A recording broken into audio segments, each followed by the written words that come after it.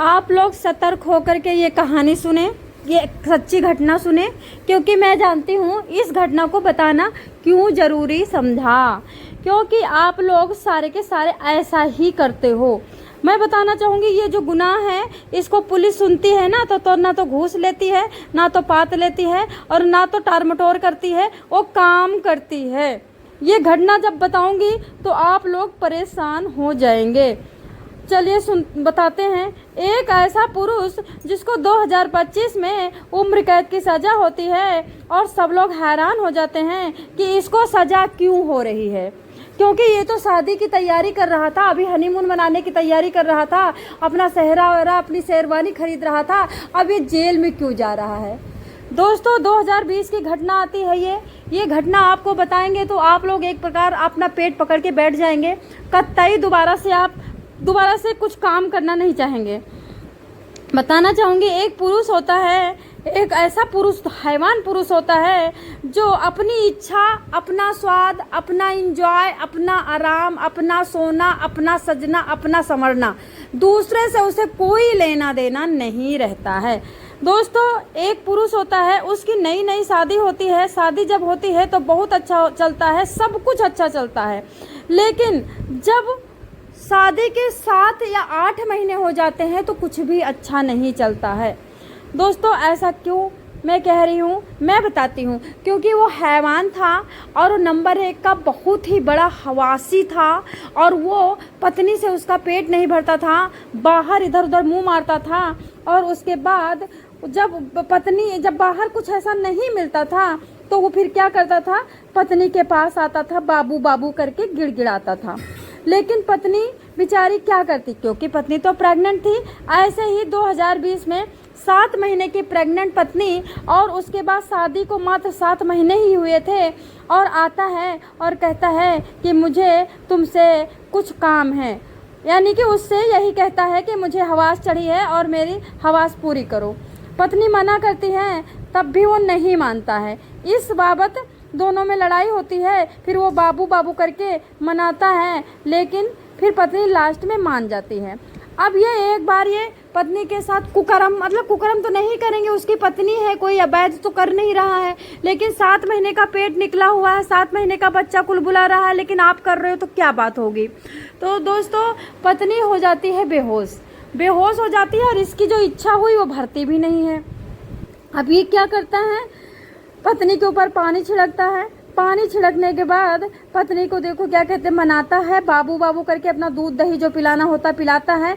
उसके बाद ये दोबारा से वही क्रियाक्रम करता है और पत्नी फिर एकदम चीख उठती है और धमकी देती है कि मार ही दूंगी तुमको, क्योंकि अब मैं ये बात अपने घर में बताने जा रही हूँ। ये मतलब ये समझता है कि अब मेरी मनसा भी नहीं पूरी हुई, अब पूरी दुनिया में मैं बदनाम भी होने जा रहा हूँ, अब क्या करूँ।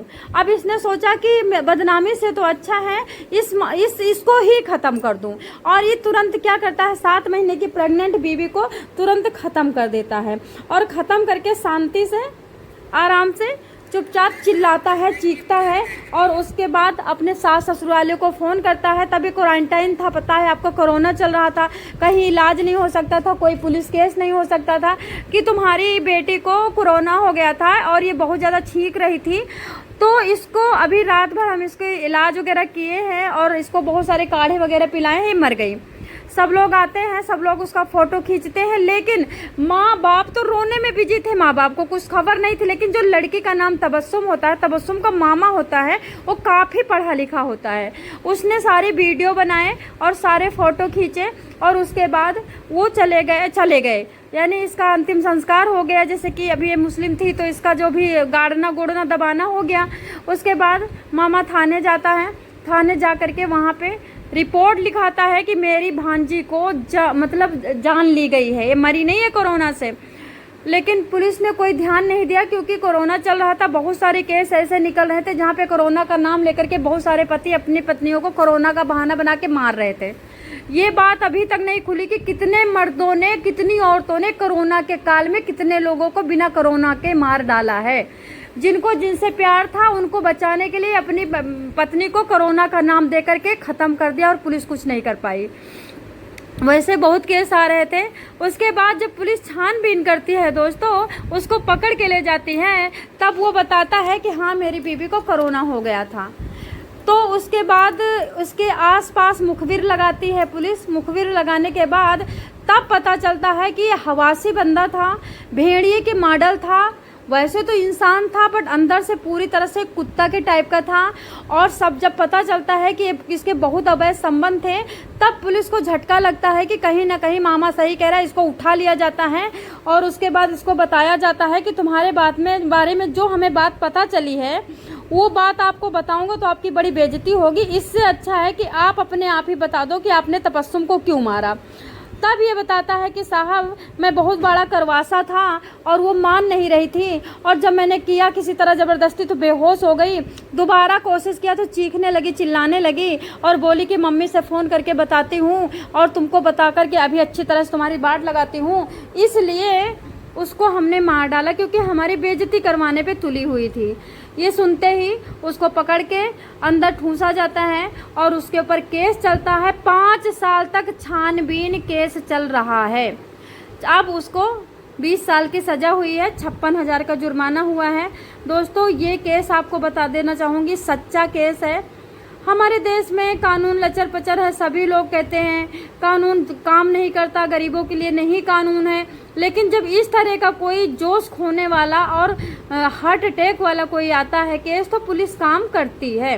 दोस्तों अब ये आसिफ अपनी पत्नी और भ्रूण हत्या के चक्कर में ये चला जाता है। अब अंदर अच्छी तरह से नप जाता है। लेकिन आप लोग बताएं, ये 2 हत्याओं के बदले में जो इसको सज़ा मिली है, क्या इसके लिए काफ़ी है? इससे ज़्यादा इसको कोई ओवर डोज नहीं मिलना चाहिए था। ये तो आराम से 5 साल से जी रहा था। अभी ये शेरवानी खरीद रहा था। अभी ये देखो अब जेल में 20 साल के बाद आ जाएगा। अभी आपको तो पता है जो पुरुष होते हैं कभी बुढ़े नहीं होते हैं, वो हमेशा यंग ही होते हैं। 20 साल बाद आकर के बढ़िया कन्या से शादी करेगा।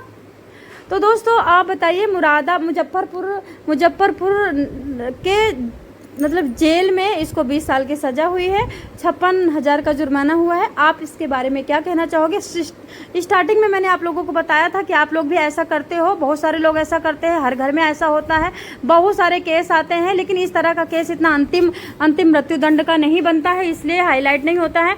आप लोग सुधर जाओगे तो ज़्यादा सही रहेगा। आपकी खुशियों से ज़्यादा, आपकी बॉडी की डिमांड से ज़्यादा वो जो बच्चे हैं छोटे से पेट में, वो ज़्यादा ज़रूरी हैं जीने के लिए। तो आप लोग सतर्क रहें, सचेत रहें, दुखी ना होएं। आप समझदारी से काम करेंगे तो आप अच्छे भले रहेंगे।